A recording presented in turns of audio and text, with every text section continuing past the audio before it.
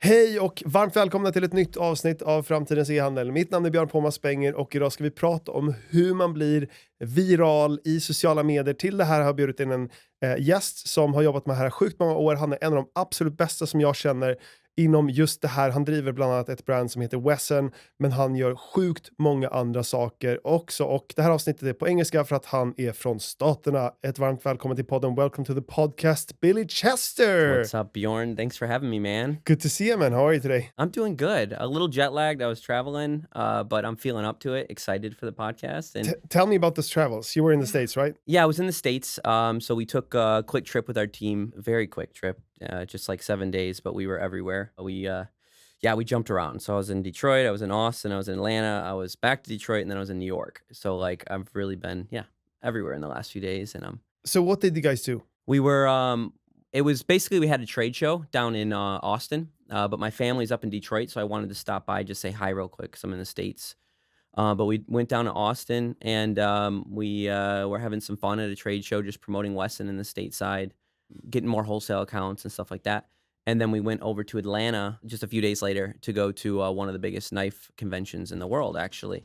And just did some, had some meetings with some of our manufacturers and just some partnership stuff like influencers, stuff like that. And my team walked around and signed some, signatures here and there to some of their fans or whatever. And then I went back up to Detroit, gave my family a hug once more, and then flew to New York where we had a few meetings as well with some influencers and some partnerships that we're doing. And yeah, so just a full trip of fun business. Amazing. And you went to a knife fair because you, among others, sell knives, you sell keychains, you do a bunch of stuff. You're also a director, you do film movies, you do so many things. It's almost hard to grip you, Billy, because you're like, you have so many projects going on. How would you describe yourself? Like, what is your core? I mean, I would just say I'm a storyteller. If I had to like describe myself as a person, and I tell stories in many ways. If it's physically through a product, or if it's through a film, or just through a relationship. But ultimately, that's like one thing that drives me. It's unique to say it like that because like people don't look at business or product as like storytelling, but I think from a marketing sense, like that's the start of everything is a story. So yeah, I mean, I get energy from doing. It's a weakness I have. I always need to be producing in one way or another. And luckily, I've been able to hone my focuses in on several things in multiple arenas. And we're going to talk about virality today and social media, and you guys have achieved that several times. Just, as an attention getter for the listeners and the viewers of the podcast, like, what is the most viral thing you've ever done in your life? Well, geez, it's actually quite recent. I mean, I'm going to say viral as in just like impressions, views. Last year, actually in 2022, late 2022, I became like extremely obsessed with organic content. So, Wesson, my company, is a pocket knife brand. That's one of our main products, and it's very limited on how we can market it. Like we can't run Facebook ads, we can't do traditional marketing methods because it's considered a weapon. So we've always had to be very creative. And end of 22, I became obsessed with the idea of taking on organics like TikTok, YouTube, and so on. And we're going to go into those details later, but just to answer your question, that led to about 6 months later after I first like tried to convince my team that this is the future of starting up a series of where we gave a giant pocket knife to Shaquille O'Neal, and the series got over 300 million views across platform. Wow, Yeah. that is insane. It's one of the biggest organic marketing like business marketing ventures of 2023. So it was big. And I mean, I can't say it was luck. It was very strategic. There was a lot of planning behind it. So like I'm excited to share about how that can be done. I can't promise that you'll be handing a giant knife to Shaquille O'Neal, but I can say this is how we did it. And do you think virality is something you can plan for? Absolutely.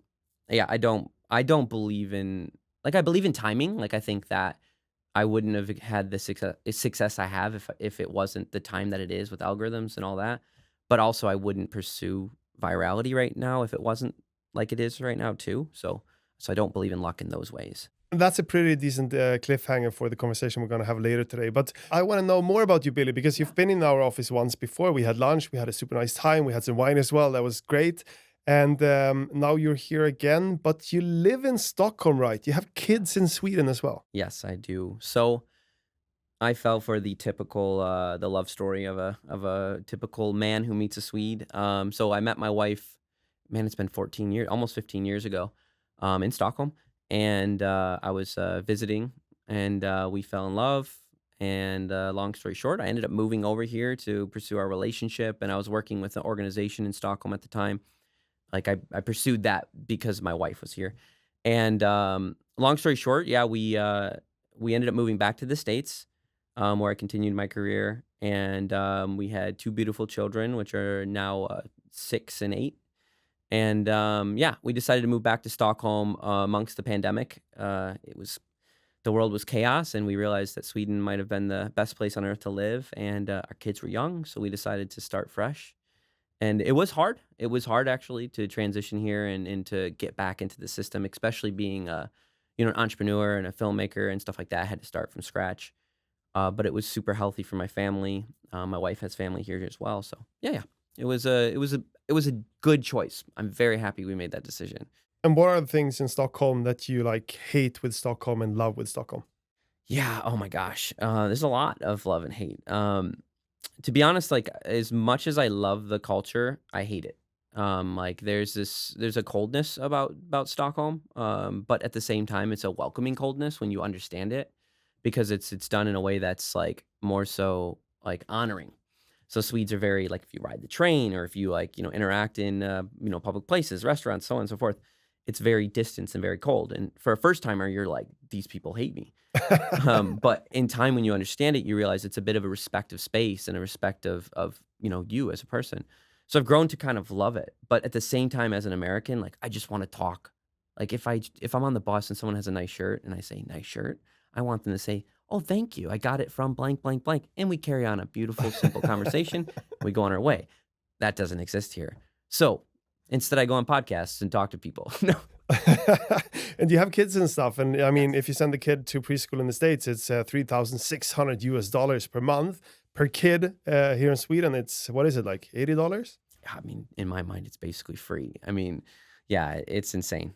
I mean, yeah, before we moved, my son was in a daycare system and it was just 3 days and it was virtually what you just said. And also just, it's not just that, it's the quality as well.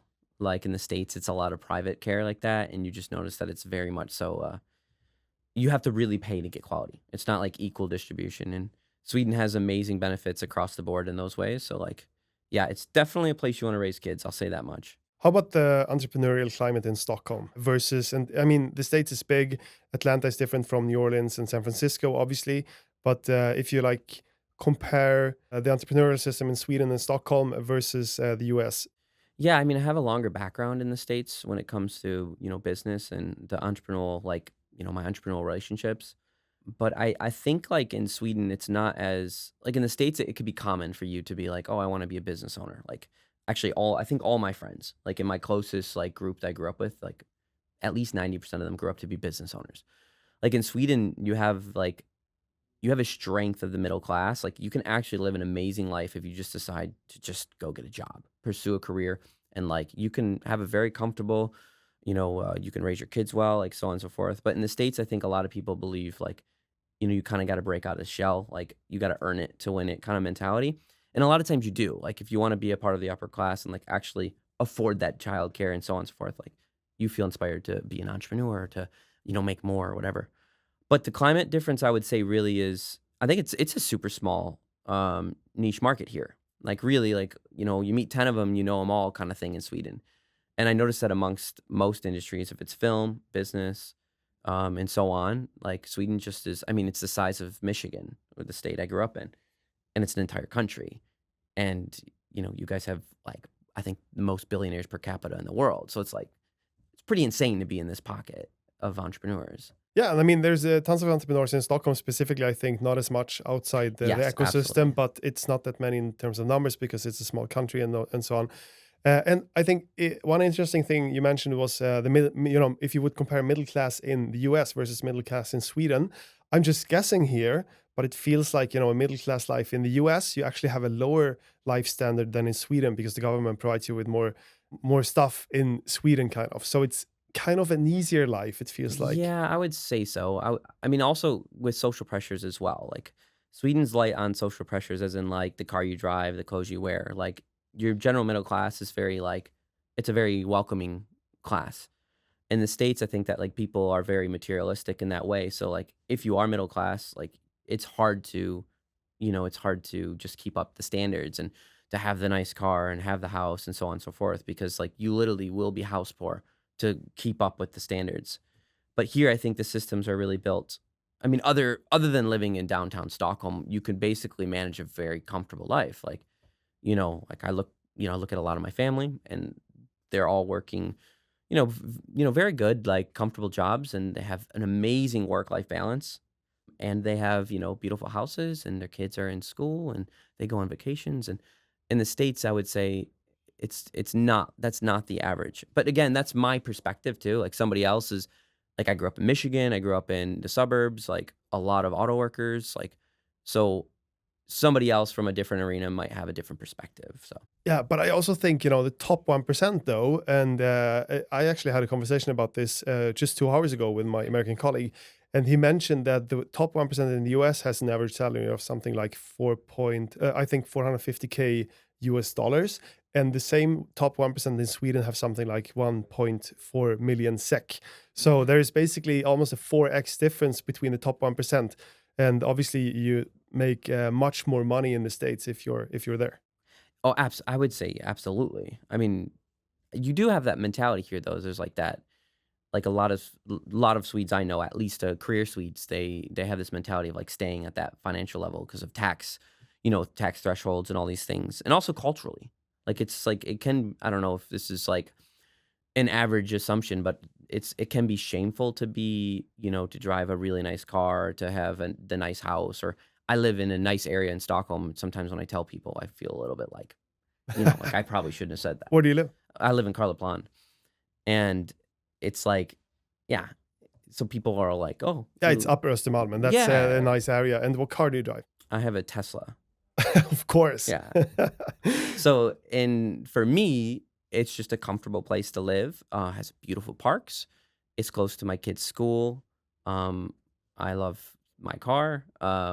But I also live in the city. I don't, necessarily need a car from some perspectives. But so with that being said, I think as an American, I don't have like these social thresholds where I feel that I need to, be lagom or, you know. And how about your professional background? Because you've been, entrepreneuring quite a while. How old are you, and like, what did you do 10 years ago? Yeah, so I'm 33. So 10 years ago, actually, I was 23. I was living in Stockholm at the time, actually, and I was working as a lead content creator or a creative director for a nonprofit organization in Stockholm, and that was the time when me and my wife were just getting married.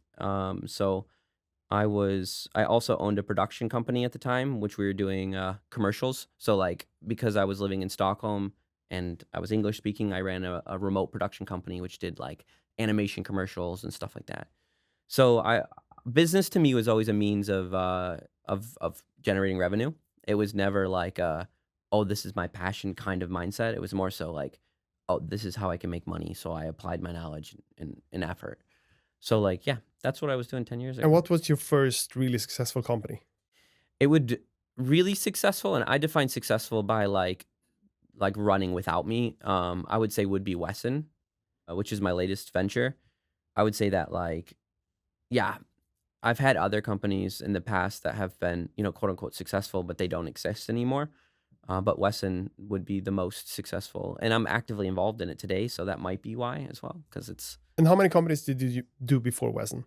oh man, it depends. Like if we mean like registered with the U.S. government companies, it's Like concepts, whatever. yeah. I mean, it's insane. I mean, I started my first company legally when I was 12. Wow. Yeah, it was me and my cousin. It was called J and B Curb Art, and we would paint addresses on people's curbs. So like in the 70s, they would go around in the States and they would like spray paint like your address number on like the end of your driveway, and they wore down over the like next 30 years. So me and my cousin were like, "Hey, what if we started a business and fixed these, the curb art, and then we would hire our classmates to paint it, and then we could scale."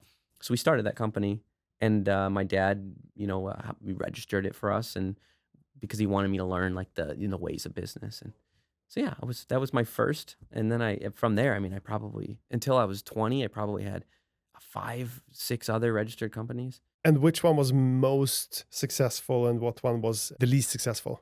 J&B Curb Art was the least successful. I'll say that much. All right. It didn't last so long, but the most successful was a company actually I still have registered today, which is Atom Studios, which was it was a full-fledged production company. So we did like basically everything from business card design to commercials. I started it when I was 17, which was it was basically birthed out of me making websites and business cards for like local businessmen since I was like 14. I think actually I started making MySpace. I would customize MySpace pages for bands, and like I got paid to do it. So that turned into somebody being like, "Oh, could you make a website?" So I did it. I was just a yes man, and if it paid, like I would do it. So it was like. So you've done tons of stuff historically, but I think today you do basically 3 things. One is WESN, which is spelled WESN.com. Do you have the com domain? No. Yep, It's .com. How much did you pay for that? It was a long story, but luckily after a long 3-year battle, I got it for $10,000. Not too bad. Not too bad. Well, he started at $100,000, and I wasn't going to pay it. It's a 4-letter domain. That's insane. Yeah, it's worth more than I paid for it now. Not because of the brand, but just even if the brand died, it still like has value. So yeah, for sure. Okay, so that's one thing. You run the direct-to-consumer brand that produces knives and other stuff. Yep. And it's a super successful brand. We're gonna deep dive into that soon. You also have kind of a mini private investment firm where you do some investments and stuff. And then you're also a movie director. You're putting tons of money into something that 99 of 100 times never is profitable. Yes, it's a high risky business, isn't it? I would say, yeah. I would say it's entertainment. It is like throwing a dart blind kind of mindset. I think that's how the industry works. I'm not going into it like that. The film world, like I'm going into it as an entrepreneur. So for me, I'm taking it from a very planned perspective, because I believe there's 2 sides to like to everything. Like as a storyteller, like there's creative sides to it, and then there's the strategic side to storytelling. Because like I could tell you a story, and it's going to be boring unless I plan it through, to make sure it's engaging and there's a hook and you're pulled in, and the way I tell it and the pauses. So I think like with filmmaking, the success can be planned. It can be, that's what I believe at least. And I'm early on in that journey. So. And let's talk about storytelling to start with. I mean, storytelling is obviously something that is within everything. Everything always has a story. If you look around, if you point at something, whatever it is, it's a car, it's a floor, it's a ceiling, it's a lamp. Everything has always a story. But I mean, how do you craft storytelling and make it really good? I mean, I think for me, it's always been a bit of a natural ability. Like since I was very young, I was always very, exaggerative and very expressive in my words. But I mean, I think it's the key aspect of making a story engaging is it is starting with something of interest. So like you need to understand your audience. So if I'm going to tell you a story, like I need to kind of analyze you. I need to understand what you're interested in. Like if I tell you a story about, I don't know, like some guy selling lemons at the store, and he was, had them at discount, and I bought 10 of them, and I was super excited because I'm making lemonade later. Like maybe you're not engaged because that story has nothing to do with anything. But if I told you a story about this entrepreneur who started with $50 in his bank account, and he bought a camera and went to the Diamond District in New York City and took a picture of a Rolex watch and sold on eBay and made $2,000 and took the $2,000 and bought his first watch. And so if I tell that story in an engaging way, you're more intrigued because it's something that, you find valuable. So your audience matters for your story. And then how you tell the story is, it really is dependent on how much time you have to tell it. But yeah, there's a million ways to go into this. It's a very wide. But what's the difference between a good story and a bad story? To be honest, I would say engagement. Yeah, the retention of your audience. And then also I would say a secondary thing would be is the believability of the story. So like feeling like trust in the story. And I'm also thinking, if you would speak about the chair here in the studio, I mean, you can make it interesting to a certain level. Let's say 7 out of 10. We can create and craft an engaging story about a white chair, where there have been tons of podcast guests, and we've had this person in this chair and that person in this chair. And then we can talk about, somebody crying in the chair, and, we can put some meaning into that chair. Yeah. but it feels like it's hard because it's a thing. But if we would talk about Fredrik instead, our amazing podcast producer who is sitting here, and we were speaking together before the podcast started, and we would use him or talk, craft a story around him as a person, it feels much more engaging. So I'm thinking, why is it so much easier to craft a compelling story around a human being? Well, probably most likely because it's relatable. Like, we can relate with humans. Like we have an innate value for humans. Like if I said this chair caught on fire, you would be like, okay. But if I said Frederick caught on fire, we would all be very concerned. Like, so like we have an innate value for humans. But I think I mean, that's like one aspect to it. But I think that, yeah, we all have an innate desire. Like we have a common interest in just humanity in itself. So that is one beautiful thing. Like, but at the same time, you can see films like Pixar can go a whole nother way where they can tell a story about a fish, and we feel connected to it. So like, but the fish feels human. So like, that's the thing about the chair. If we made the chair feel human, then we could find ourselves maybe engaging with it in that same way, and so on and so forth.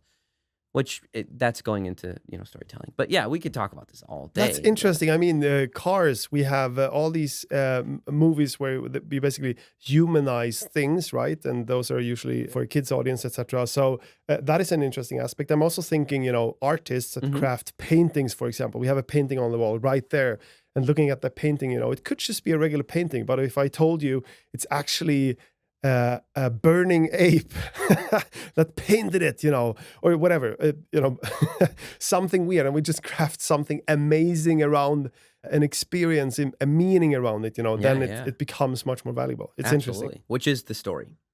The story is what creates the value, So that's the beauty of the story, right?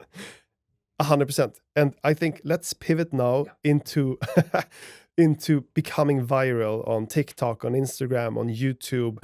Like, how do you think there? Like, what are the elements of creating something that becomes viral? Yeah, absolutely. Perfect pivot, because I think like it starts with story. It's going to lead you down like a path to understand like the key, like the cornerstone of what it is to become viral. Because it's not like first off, we have to understand what viral is. Okay, like there's two ways of viral. One is like you just uploaded a random video of your kid, like whatever, jumping off the bed and doing a backflip, and it's like, oh my gosh, that was crazy. And you upload on TikTok and it gets like 100 million views, and he's like the new poster child of beds. That's viral. But there's something called like controlled viral, and Mr. Beast is an example of what controlled viral is. He's very analytical and very measured. So like his successes aren't just luck. Like there's no luck involved in his process. But the thing is like there's been a perspective that virality was like, in order to be a Mr. Beast, you had to be a persona, you had to be like a YouTuber, or you had to like really you need, like as we talked about earlier, this idea of being a person. That limited a lot of businesses from understanding that they could utilize virality for the strength of their company. And I think like it's been a long time, actually, like a long time coming, that you were going to see brands starting to utilize in the same way that like Mr. Beast has been able to build his following. You're going to start to see brands utilizing social media to build their brand's presence, instead of just like giants being able to pay for placement and so on and so forth. So yeah, when it comes to virality, I think that we're in a unique time. And I think there's a big opportunity for a lot of, entrepreneurs and brands out there to take advantage of it. Previously, you said that you can plan for virality, or I mean, at least you can increase the chances of making that happen, right? And in my mind, I automatically start thinking in terms of an Excel sheet and like actions and processes that you would put in place to achieve that. Your brain probably doesn't work that way. But if we work according to my way, what would the things be, the elements be in such an Excel sheet to, create the fundament of something that can become viral? Absolutely. So like let's just kind of break down the strategy behind WESN. So like WESN today has almost 600,000 YouTube subscribers. Like right now we're at roughly 20 million monthly views, and we are creating roughly anywhere from 12 to 15 content pieces a month.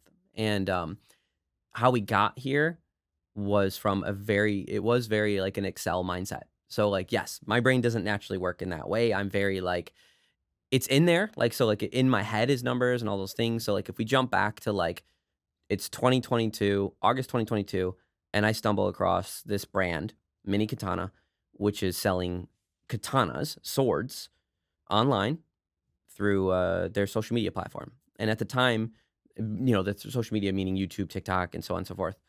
At the time, they had, I think, like maybe 500,000 subscribers, and they were getting millions of views. And it had nothing to do with a person; it had everything to do with this brand. And I was like, "Well, this is intriguing. I've never seen this done before." And I come back to my team. I'm like, "Guys, like, we got to figure this out." I was like, "We're very limited as a brand. We can't run ads in the same way as other people." So I was like, "We got to crack this code for WESN." And I have a history at WESN of quote unquote cracking codes. It was kind of like the backbone of our brand. It's like I launched the brand with a Kickstarter campaign, which was a very similar strategy of me like diving in, listening to like 150 podcast episodes and building a strategic launch strategy, and then launching our first campaign, being successful and repeating it. I've done it, I think, 6 times now. So I was like, now's the time for us to dive into like another model, and it's organics.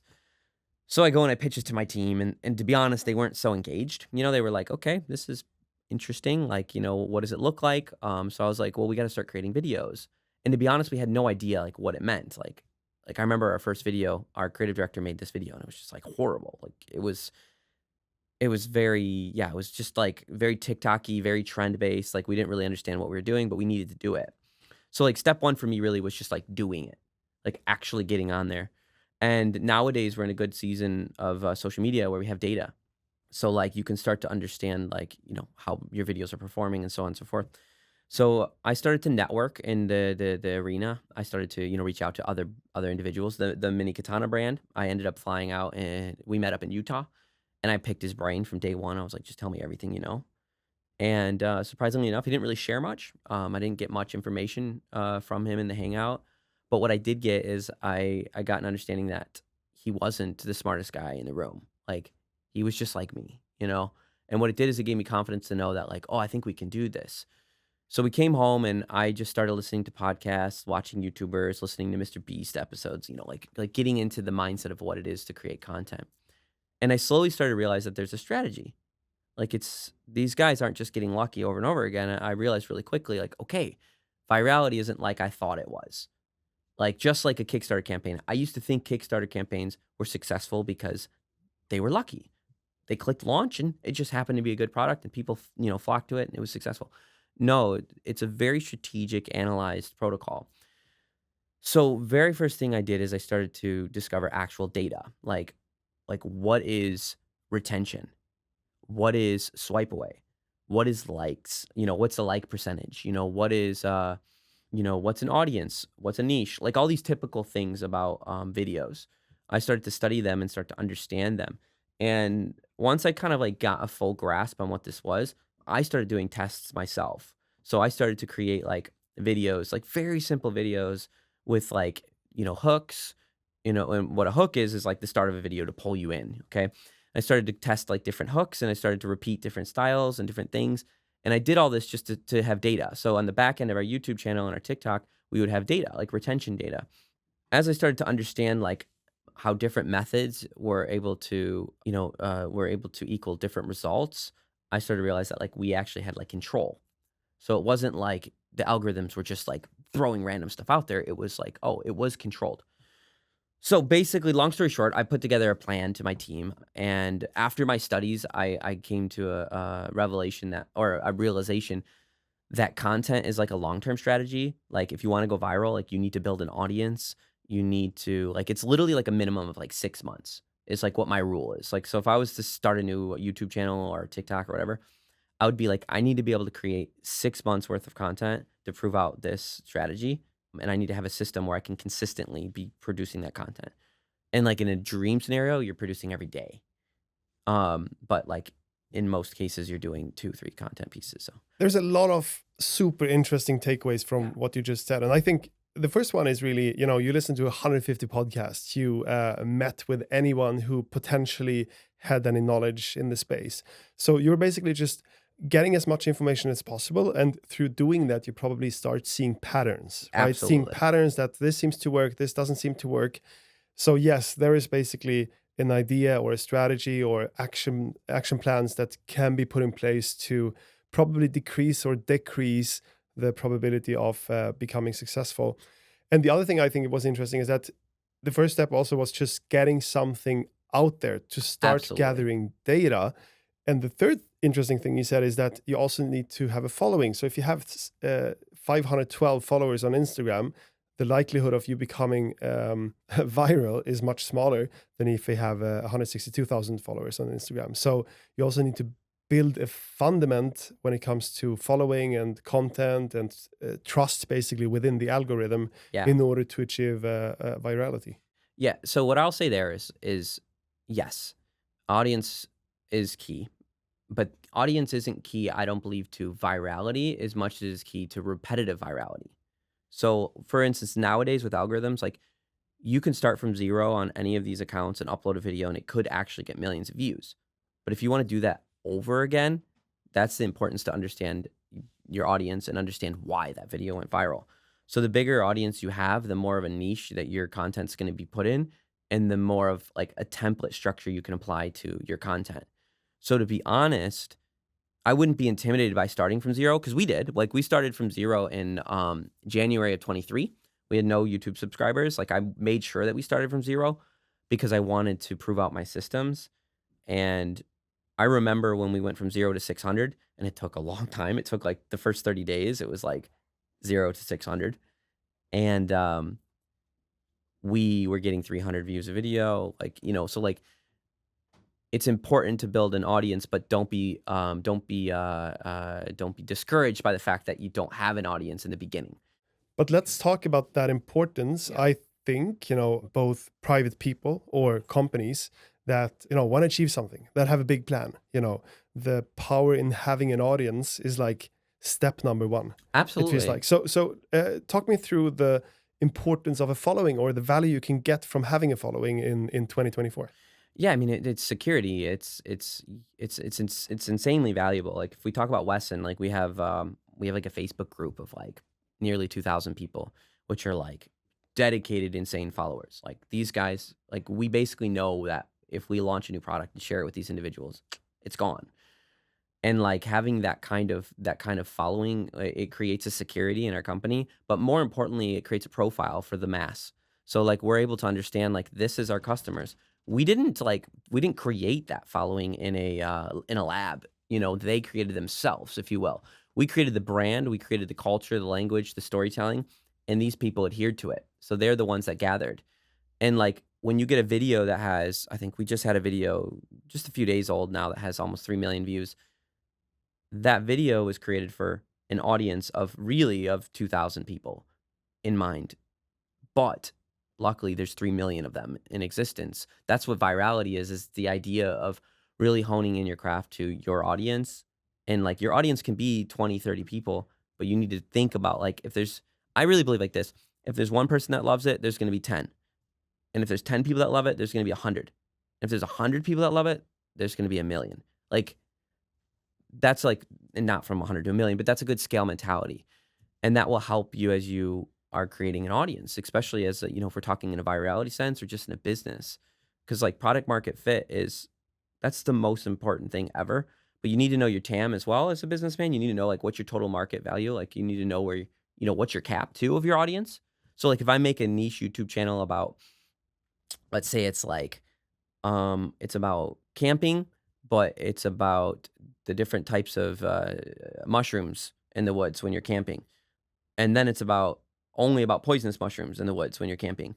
Like niche. My audience TAM just like shrunk significantly. So like I can't 600 highly engaged followers. Exactly. That's the thing. That's great success in that niche. So when you think of virality, you need to think the opposite of how do we break out of a niche, but you need to be in a niche though, because you need to create an audience. But it's important to like, for us, for an example, is like we're a pocket knife brand, but we have to think outside of that even more. Like we got to try to be like, how do we, go further? Yeah, maybe the first step then is to create an audience in a niche. So we start there, we gain, a few hundred or a few thousand followers.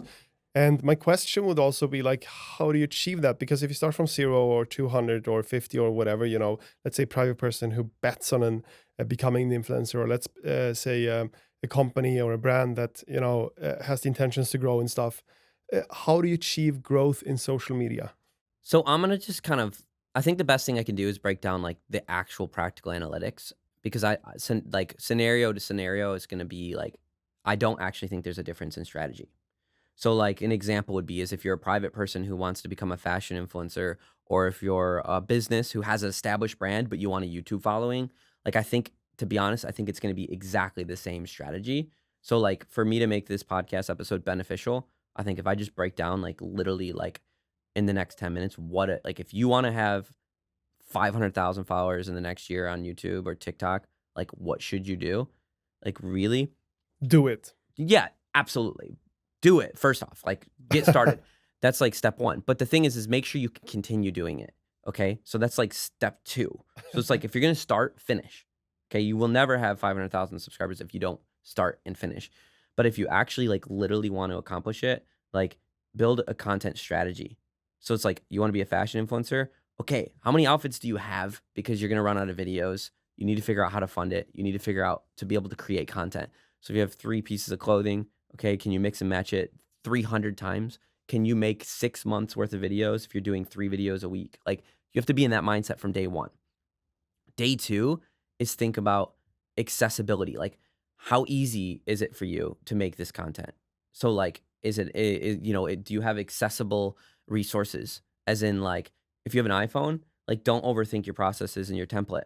Like the easier your video is when it cracks with your audience, the luckier you are. So with my newest company, it's a game studio called Double Cap. Like we had a rule. It was like, we need to make sure that we're only showing game content and we only show in-game footage. Like we can't do animations, we can't use motion, no extra music, nothing. Because like the simpler your video content is, the easier it is for you to continuously produce content. So those are like, so that's it. Like get started, make sure that you can do it for long term, and simplify the processes as early as you can, and find your template. So like what you're going to do in the beginning of content creation, if you're a business, you have a product. So you're locked into a niche. If you're a person, find something you're passionate about, that's your niche. And hone in that niche. Like don't be worried. Don't be worried that if you love mushrooms, like don't think about that, because like we talked about, you can always go like from niche wide. But in the beginning, you need to be passionate. It needs to be like what you're offering. So at WESN, like what we did is, very first thing, day one, I hired a full-time content creator. I made him promise me that he can create 30 videos a month, okay? And each one of these videos, we were going to measure against the last video. And we would upload these videos. In the beginning, we didn't have like a strategic, we didn't have guidelines. Also, jump in at any point. No. I'm just listening Okay. here. I'm gonna try to get to the 1, 2, 3 of how to be viral. Love it. Okay. So at WESN, we made a rule. It's like I wanted 30 videos before we even launched. So that means that now we can create 30 over the next 30 days and continue our upload strategy. The reason is I believe that you need 30 to 60 days to be able to measure your content so that you can find your template, so that you can find a template that resonates with your audience. Also, you need to hone in your craft too as a creator. But the best thing you could do is reference existing content, like other templates. And what a template literally is, like it's literally like, it could be a edit that's exactly the same with the same music every single time. Or it could just be like you start with a hook and you go into a story and you end with this. Like whatever it is, like it needs to be something that's repeatable. Otherwise, you're going to be shooting yourself in the foot every day. But here we're looking for patterns again, it feels like. So we basically put a lot of content out there as a company or as a person, and then we see the outcome of these, how many views, how many clicks, how many whatever you're looking for, probably views, and then you start looking for patterns, whether that is, for me in the podcast, maybe it's a certain person, maybe it's a certain hook, maybe it's a certain thing that we talk about. So then we try to identify these winning patterns and then put these into the template that we want to reproduce on an even bigger scale. Exactly. That's exactly what you're doing. It's very analytical. So while you're producing, first off, the reason why you need a lot of content is 3 reasons. You're creating trust with the social media algorithms. You're creating a mass amount of data for you as a content creator to be able to measure. And 3, you're doing it. Like if you don't do it, it won't happen. So like what we do now in a practical sense is like from day one, we upload a video. So I'm going to say this early on, you don't measure views as much as you're going to measure retention. Okay. So like YouTube has a literal stat called retention. And what it is, it's the amount of time somebody watches a video. And like golden retention, and this is going to be the, the secrets of the YouTubers. Like if you can crack like 80% to 85% retention on a video, that's 40 seconds or longer. In short form videos, I'm only talking shorts right now, by the way. Like long form videos is a whole nother strategy. And I'm not going to talk about that today because I think for business owners or people wanting to go viral, short form is key. Like, so TikTok videos, reels, and so on and so forth. 40 seconds to 60 seconds with a retention of 85%, 80 to 85% is like king. But before you can even get to retention, you have to have a hook. That's swipe away. So swipe away is when somebody chooses or chooses not to watch your video. So like when we started our studies at WESN, we quickly realized what people wanted to watch and what people didn't want to watch. Like it was basically if we started a video with just a talking head and we were like, today in our office, we did this, this, and this. Like we noticed that like the swipe away instantly was like, a great swipe away would be like 75% of people choose to watch your video. A bad swipe away is anything below that.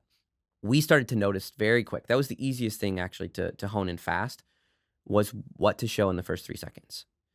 And now, like WESN, we never have lower than a 75% swipe away, like ever, because it's very, very easy to create that. It's only 3 seconds. So if you understand, like you as a creator, after 30 videos, you should be able to start to see trend. Like it's very easy too, because you could just take the same exact concept and apply it to any video. But the important part is after that swipe away, why they chose to watch your video needs to be beneficial. It needs to add up because now you enter into retention. So that's the storytelling part. So if I say to you, I'm going to drink 16 gallons of water and see what happens.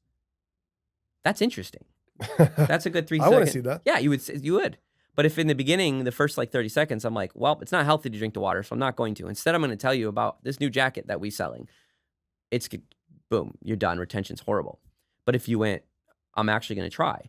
So I started drinking the water and I realized it's going to take a long time. So I need 30 days. Whatever. You go into it. You drink the water for 30 days. And at the very end, you realize, wow. But let's come up with a few great hooks then. And then later we come up with a few great stories within the same products. Let's pick 3 random products. Let's start with this freaking chair in the podcast studio that is empty today. What is a great hook for this chair? This is the exact chair Shaquille O'Neal has in his living room. Oof. Okay, that could be a good hook. Or you could say something like, imagine how small this chair looks when Shaquille O'Neal sits in it. Okay, now you need that content though. That's hard.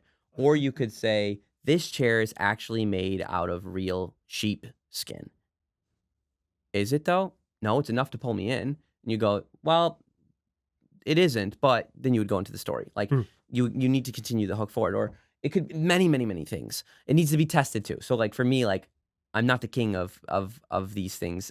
I have my data. So we just repeat what we've tested. Like 378 times we have enough data. So now we have a bank of these things. Yeah. So nobody is going to be the guy that can just spew out endless amount of perfect hooks either. Like you got to have data. So like, let's test those 3 things I said and see if they pull them in. Yeah, and who's performing the best, and then you start seeing the patterns and can analyze them and so on. Let's talk about Fredrik's, is it Birkenstocks? Now we're talking a lot about our producer Fredrik in the studio here. Hey Fredrik. He has Birkenstocks on his feet to the podcast listeners. Give me a great hook for his Birkenstocks. Why Brad Pitt wears these shoes every day. I would say that. That's a really good one. Or like anything like that, like a pop culture relativity. It could also be like how Birkenstocks turned cork into shoes. That's an interesting thing. So like it could be anything like that. I would say throw out 30 of them and test them. How about the fan? A fan. Because we have a fan here in the office because we get better air. Something like how a fan can increase your lifespan by 30%. So like hooks. Yeah, it's basically clickbait, right? It's clickbait. Yeah. It's 100% clickbait. But you also got to understand the product and the audience. Exactly. And combine these two. Now that's what we're going to talk about, which is the storytelling part. Hardest part. Not the storytelling part, but how do you sell the fan? So like that's the thing at WESN, like to be honest, like every day I look at it and I'm like, man, I wish we were just YouTubers. I wish we were just trying to get views, but we're not. We're trying to sell knives.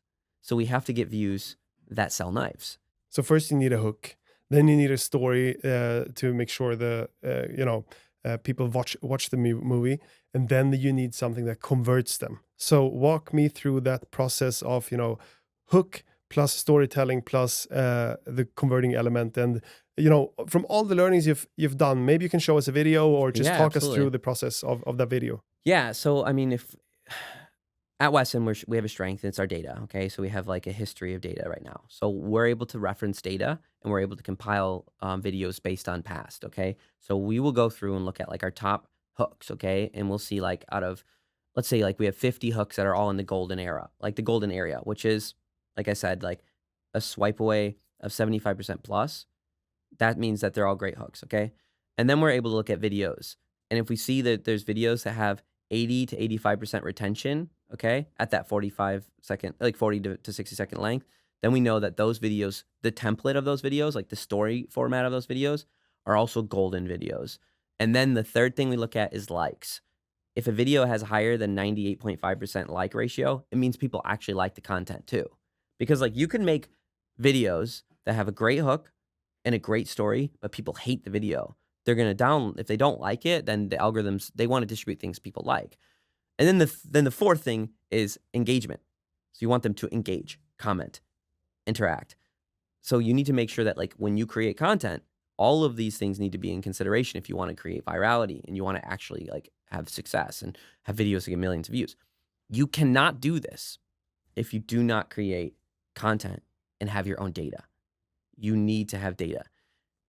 If you looked at Weston's data, it's not going to be applicable to your niche and to your market. So if we were to create something right now, like here's an example of a video, like we're in the pocket knife segment. My content creator, Jobin, was at like a hardware store the other day and he seen they had a robot knife sharpener. And he said, wow, that's super cool. As a knife guy, he thought it was interesting. So he said, this would make a good video. So he said, he made a script. A hook was, I'm going to test this robot knife sharpener to see if it can make my knife sharper than they were before. That's a great hook. People want to know. So what he did is he told the story of exactly how he did it. So I went to the robot knife sharpener with my 3 Dulles knives. First, before I went there, I wanted to test the sharpness. So I used this sharpener, test sharpener. Yes, this sharp tester. And he tested it out on each one, wrote it down, and he brought them into his process, into the story. And he was filling it with like just fluff, really. Then he went to the robot tester and he was like, well, when I went to go test the knives, they told me only 2 of the knives can fit on the robot. So I was only able to test 2 of them. They tested them and I brought them home and now I'm going to compare the sharpness to how it was before. And as he's doing this, he's doing product placement the whole time. He's saying the knife's names. He's showing the knives. He's referencing them. He's talking about the quality of the steel. He's doing brand education. And at the very end, he tests the sharpness. Wow, it worked. And this is basically the conversion element that you repetitively mention, the brand, the product. It's fucking great. It can cut something that is super hard to cut, whatever. So basically adding those USPs along within the video. Exactly. So that's the strength of being a brand content creator is starting to like almost subliminally brainwash your audience into, loving your product or being educated about your product. So like what he did there is he found an interesting topic. And the crazy part is that that's actually a template we have internally. So like we literally have a template of interesting idea put into test and then fill it with fluff and then results. And we always end the video, boom, right at the results. Like hook, story, results, like boom, boom, boom. And I think, this is kind of the easy part, it feels like, because, creating a hook, I think a lot of people can come up with that, creating a story around it and their product or brand or whatever it is. It's quite simple, but, and it's also simple to do this once or twice or 3 times, just put out 1 video a month or maybe even a week. But doing this repetitively on scale is freaking hard. You said you had 600,000 followers on YouTube now. You're putting 1 video live every 2 days. This continuity, especially if you don't have the resources really, especially if you're small in the beginning, it requires so much time and effort to get it right? All the editing and stuff. So how do you achieve scale when it comes to content? You need a good system, and that's why in the beginning I stated that it needs to be you need to make sure that your templates are very, very, very minimal. So, like, it could literally be as simple as iPhone on a little tripod and you talking to the camera. Like, if you can crack that kind of template structure, like, you're set. So, like, there's a lot of content creators out there on, YouTube, TikTok, Instagram, and so on and so forth that are literally just, like, talking heads, boom, boom, boom. So, like, if you're limited in resources, like, luckily, like, I had a full-fledged marketing team, I have a company, and, like, really, I think most of your listeners, at least some of them are gonna benefit from this, they have resources. So, like, if you're in, like, a WESN position, like, I would say double down on the resource, like, take the risk, okay? Analyze the data, invest 6 months, do it. Now, if you're a solo content creator, it's like, okay, with any business, it's going to be a grind. Like, I don't care who you are, you will not be successful if you're only doing the 9 to 5, okay? Like, I'm not the kind of person that believes in, like, work till you die mentality, but I am the kind of person that believes that, like, success takes time, and the more time you give to it, the faster you will experience the success. But when it comes to, like, YouTube, TikTok, Instagram, like, if you wanna create, like, a audience, like, if you want virality, go ahead, upload 2, 3 videos a month. Maybe 1 will click, you'll get some virality. But if you wanna create an audience and you wanna actually generate revenue and make these people valuable, that's why you need to be consistent. So, like, yeah, my advice is 2 things. Either 1, dedicate the resources to it, the time and the energy, so invest, or slim down the template structure as much as you humanly possibly can and make sure it's easy and accessible for you, like easy and accessible to create, and start there. So it's like, And this is all the stuff you can control yourself, right? But yeah, there's also a lot of things that you cannot control. I'm thinking of the algorithms of TikTok or YouTube Shorts or Instagram Stories, and it feels like the algorithm has changed quite a lot. What is it, 4 or 5 years ago, tracking was started to be much harder within the algorithms, right? And it feels like lately, in the past 1, 2, 3 months, they added a much higher, what should I say? I mean, they added AI to the algorithms in a much bigger manner than before. So my question would be, how has the algorithm changed, and what should we expect from the algorithms ahead? to be honest, I think that the content platforms want you to succeed. They want good content. They don't want luck content. Like, they get a lot of content, so it's like it's okay for TikTok and YouTube and all them to get like a random video uploaded and it goes viral. Like, they'll do that. But there's enough data there. Like, if you go on the back end of YouTube and you have a YouTube studio, like, you're going to see every single touch point, like, you're going to see everything you need to know to be able to create like viral content. So, like, as the algorithms shift, your data is going to shift. But the thing is like, we're in a beautiful era right now where, like, I think that the social media is really they're prioritizing content creators. Like, I just watched an interview this morning with the CEO of Instagram, and he just said for the first time in the history of Instagram, they're no longer prioritizing follower count. So, like, you could have 500 followers or 5 million followers and upload the exact same video on each account, and both could get the exact same reach because they're prioritizing. And TikTok's been doing this for a while now.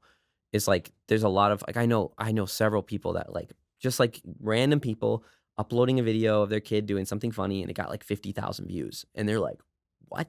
Like, that's now Instagram. And YouTube's doing the same thing with shorts. So it's like, what I'm teaching today isn't how to go viral. Like, if you want to go viral, just upload your life every day. Like, but if you want to go viral over and over again and create an audience, then you need to have systems. And that's what we have. Like, I've created systems and methods and templates and rules. And again, those methods and templates and rules increase the probability of becoming viral. I'm also thinking in terms of trends on the platform. So on TikTok, you have certain songs or certain things, that happen in certain time period during certain time periods. How important are the trends on the platforms, and joining or maybe not joining them? I think, like, from a content creator perspective, like, it could be beneficial to, like, to adhere to those. Like, but as a business, we avoid it as much as we can. The reason is because it's hard to predict those things. Like, what they are really is they're templates going viral. Okay. So, like, they're a template structure that has good retention. The song has strong interest, and all you're doing is copying what success has done and doing it for yourself. Like, we don't adhere to those because you have to wait those out. Like, they come in waves. And, like, if you want to have, like, we want continual virality, we want momentum. Like, we rely on our views for revenue.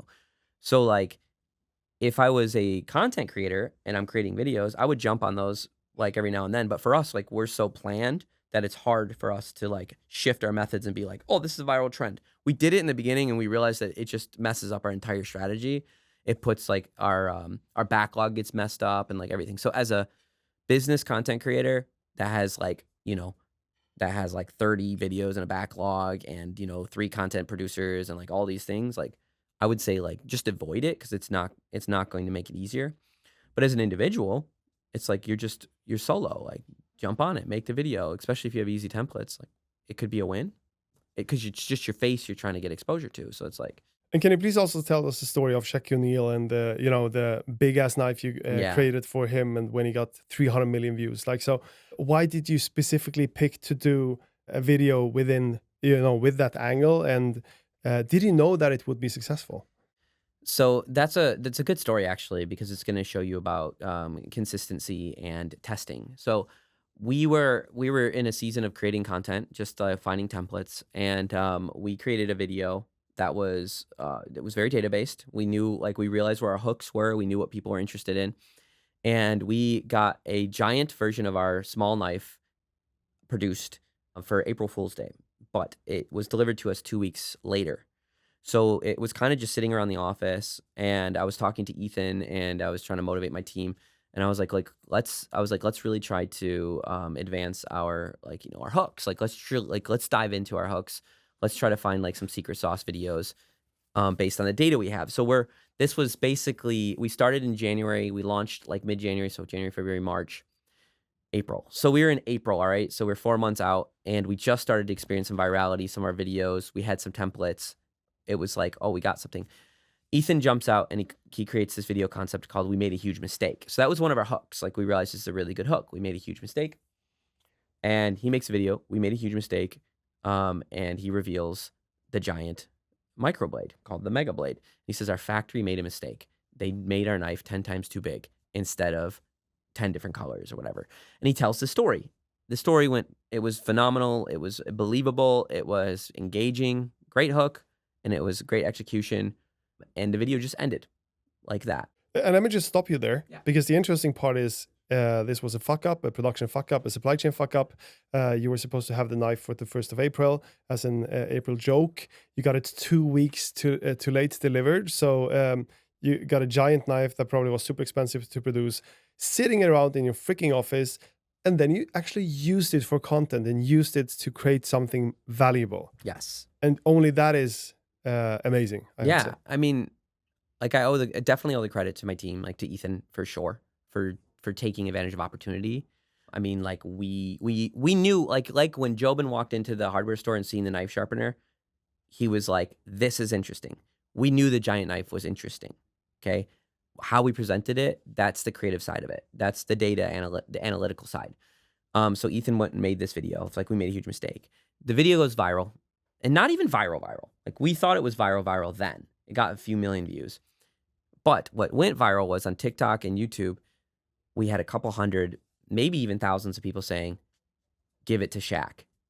So the audience, so when we talk about audience, we talked about earlier, when you start to create an audience and you get engagement, you start to get feedback, and then you're starting to create content around what they want. So our audience said, give this to Shaquille O'Neal, give the knife to Shaquille O'Neal. I'm not going to lie. We don't know how many comments it was at that time. It could have literally been 3. Could have been 300. But what it was enough to get us in a mindset where we're like, oh, that's genius. So the next day we followed up with a video that says, we need your help. We want to give this giant knife to Shaquille O'Neal.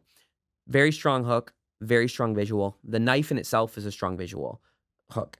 We go into the story. We need your help. We want to give this knife to Shaquille O'Neal. Blah, blah, blah. Long story. Leave a comment, tag Shaquille O'Neal in the comment section. Engagement, we crossed all 4 of the needs there. Great retention, great swipe away, great like ratio, and great engagement. The video series just took off. Number 1 got millions of views. Number 2 was actually a flop. We uploaded it. It got like, I don't know, 100,000 views. We were like, oh God, it's over. Like, we thought we had it. We lost it, but we didn't. We didn't lose it. We just realized that we didn't adhere to our templates. Like we went off, like we got too cocky. Never get cocky in content because you think you know what you're doing, but really you don't. You need to adhere to your systems, to your data. We went back, we reanalyzed it, we re-uploaded it, and it worked. Then we made part 3, and it did even better. Part 3 is the most viewed of all the videos because we adhered to the data. But let me just stop you there really quick. You removed video 2, and then you re-uploaded it. What were the differences, the changes you made to the video that made it successful? I can't go into the details like solely. I think if I remember correctly, it was a swipe away issue. So it was the hook in the beginning. Like, I think we didn't want to repeat the first video's hook. So we were like, oh, let's do something different because we didn't want to repeat it. We were scared to like do the same thing and it be confused. But what we learned is like doing the same thing is actually what we do almost always now. So yeah, we shifted things. We tested. Okay. So like we weren't like YouTube. One thing I'll say, TikTok isn't so forgiving for re-uploads. Like they actually like, they kind of penalize it. YouTube, completely forgiving, like almost as if it's a whole new video. Instagram, same story. How about TikTok? TikTok is not forgiving. Like there's ways around it. Like what I would say is like shoot new content, record a new voiceover. Like if you want to re-upload, ideas are more valuable than just shooting some new footage and making a new voiceover. Then you can get away with re-upload. But like if you literally just like delete and re-upload, like they're going to penalize your video because they just don't want like cheap upload methods. But so we start a series though, and the series continues. It's basically just like we want to give the knife to Shaq. It leads to some massive virality. His business management team actually reaches out to us and proposes like an endorsement deal. And we did a meeting with them. They wanted like $100,000 or something. I don't know. It was like something stupid. And we're like, no, we don't actually want an endorsement deal. We just want like a viral story. So like, no, we're going to keep making videos. So we made another video and told the story. So once a story begins, then it's a piece of cake. You don't have to create anything anymore. You have story. So like, that's like the most, that is definitely something that I would say is, I'm not going to say luck, but it's definitely something you can't plan, is to get organic story. But when you get it, telling it is the strongest thing you can do when you're a content creator. So we just started telling the Shaq story. So in part 4, 5, and 6, we literally just told the progressive story of what was happening. And we put a lot of energy into it. We referenced our past videos and the data. So it was very data-driven content creation. And then part 7 led us to the meeting of Shaq. He messaged us on Instagram and was like, yo, where's my knife?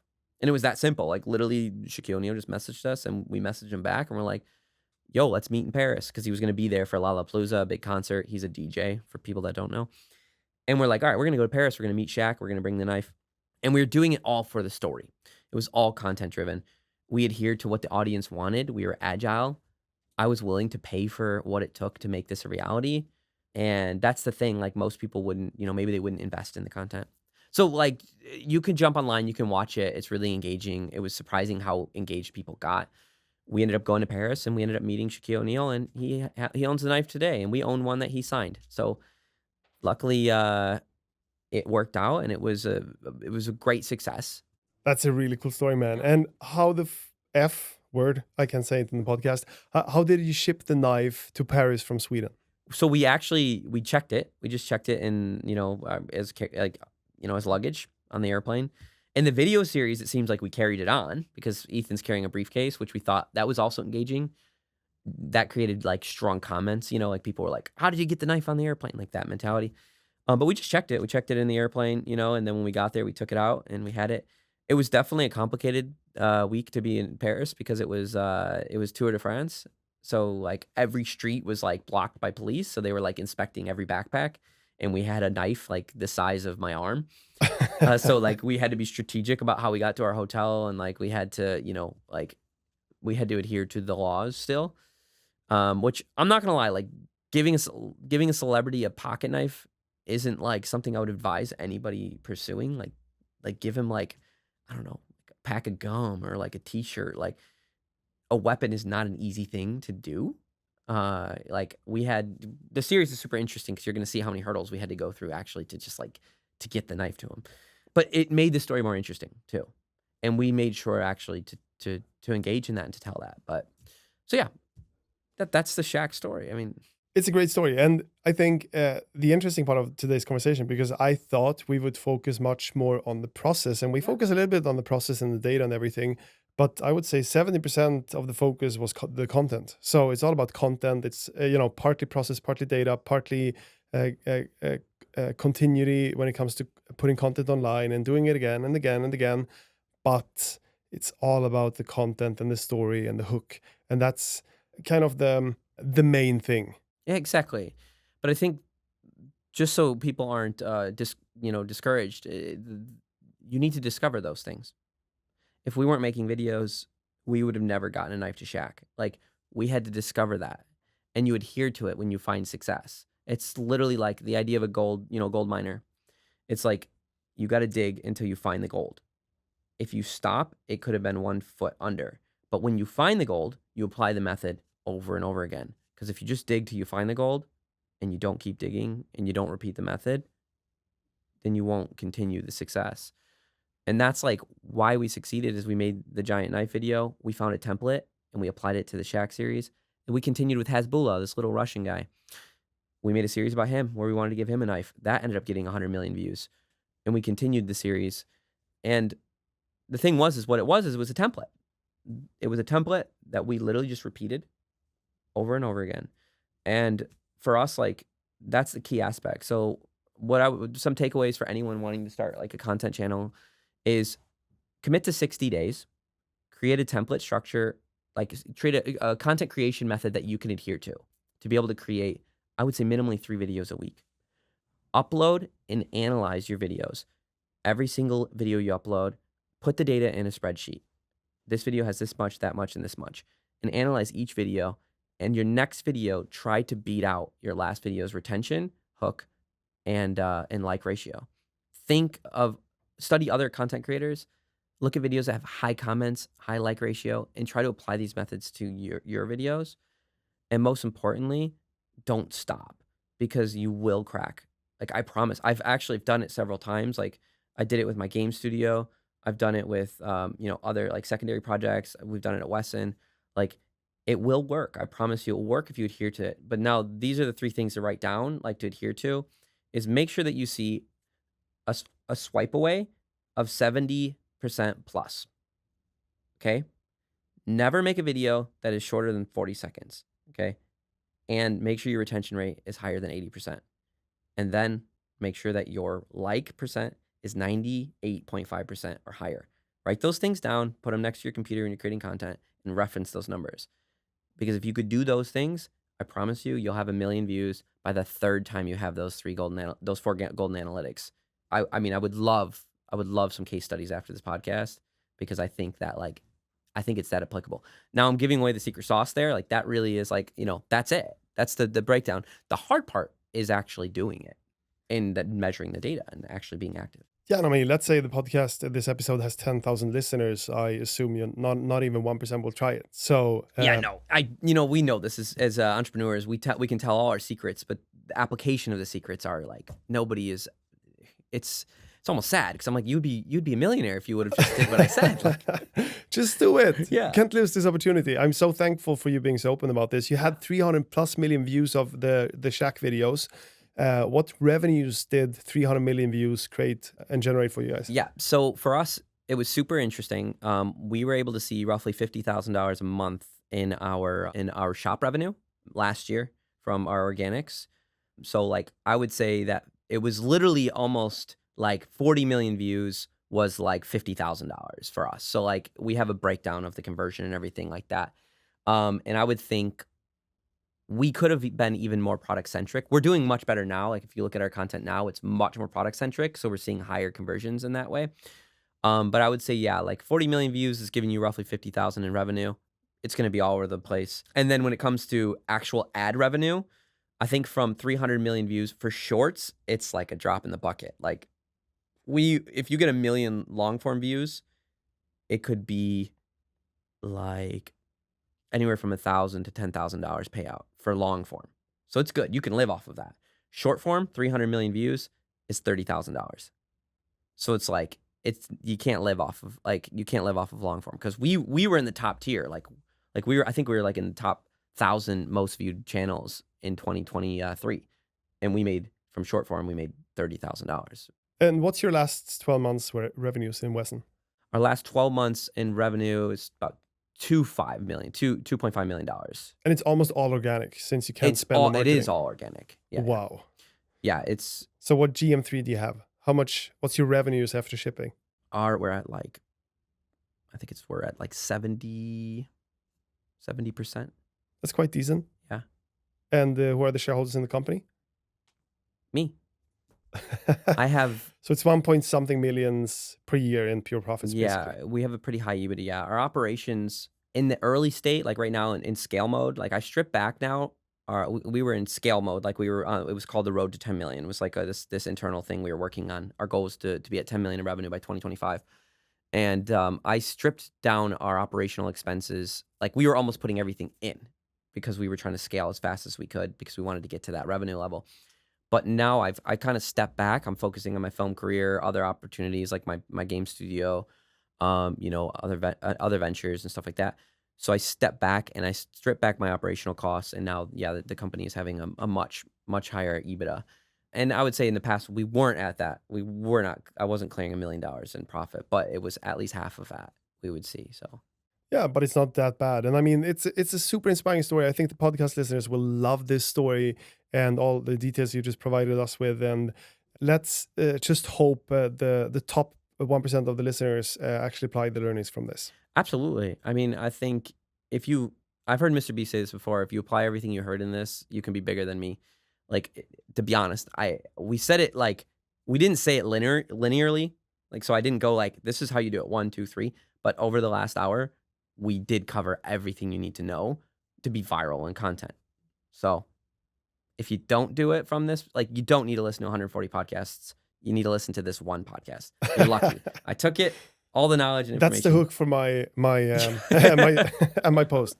And you'll be good. Like, I wanted to do this podcast with somebody because I believe, like, I've listened to 140 episodes of countless other individuals saying a lot of this stuff over and over again. Now we took it all in one piece. Not as organized. I guarantee we can make a PDF that would be much more, concise and more to the details, but this is more enjoyable. 100%. And how about the, TikTok, Instagram, and YouTube in 2 years, and 5 years, and 10 years? How do you see that the algorithm will change in the next few years? Everybody's fighting to be TikTok right now. So, like, I think, to be honest, we're in the golden era of Instagram. Like, if you want to just be an influencer, like, your dream is to be known, like, get on TikTok right now. Like, I'm being serious. Like, as in the last, like, 2 weeks, they just shifted the algorithm to be non-follower focused. They're giving views away like no other. You can start a following like insane. So, like, boom. What do I see in time? I mean, I've noticed the algorithm shift every year. The beautiful part is they share their data with you. You have to be up. You have to be on top of it. Like, keep your eyes on people like Mr. Beast, has a 20-person team studying these things every day. Don't rely on yourself. Rely on the monsters in your industry, and that goes with anything in business. Like, you don't need to be the smartest person in the room. You just need to be around the smartest people. And yeah, that's that. I think that we're going to see a lot of shifts in the algorithms, but it doesn't scare me. I think, like, we're going to adhere to it, and we're going to continuously be successful. And if you would recommend just one thing for the podcast listeners, what would that be? I would say, if you're going to start something, finish. As an entrepreneur, all my failures were simply because I didn't finish. So yeah, if you have a dream, you have a vision, start and accomplish. It's that simple, isn't it? It is that simple. And who would you recommend to the podcast? I think, to be honest, I think my marketing director, Ethan, would be an amazing guest. He's one of the most entertaining people I know. He could break down the details a little bit more because he's actually the one that's running the systems. But more so, I think he's, like, we talked a lot about virality today, but really WESN's strength is organics. It's not just virality, but it's building a business without Facebook ads, a profitable company. Ethan's the backbone of that.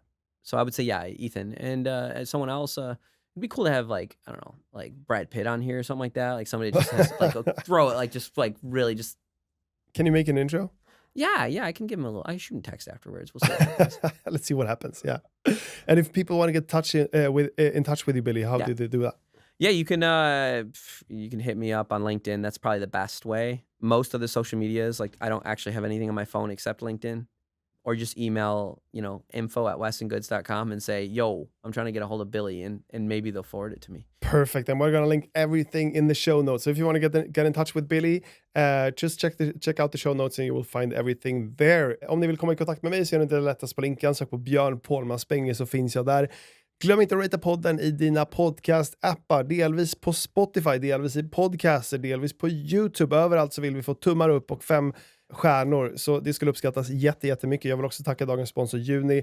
Juni är ju en fantastisk finansiell plattform. Du får inte missa det här. Gå in på uni.co, alltså uni.co. Och det är typ som en bank specifikt för e-handlare. Om man behöver tillväxtkapital, om man behöver lite pengar till en fetare marketing spend, om man vill ha stenkoll på sin ekonomi, om man vill kunna tracka GM1, 2, 3 ebit i realtid typ, om man vill kunna forecasta likviditet och så vidare, så kan du göra det här på Uni. Missa inte det här. Gå in på uni.co. Vi använder det i alla våra bolag. Det är en grym plattform. Gå in på juni.co. Jag vill också tacka Michaela Dorch som är vår fantastiska poddklippare av både video och audio. Jag vill också tacka vår fantastiska producent Fredrik som sitter oss med här i studion. Fredrik Ankarsköld. Glöm inte att prenumerera. Stort tack för att du lyssnat. Vi hörs igen nästa fredag klockan 06:00. Hej! Hej! Hej!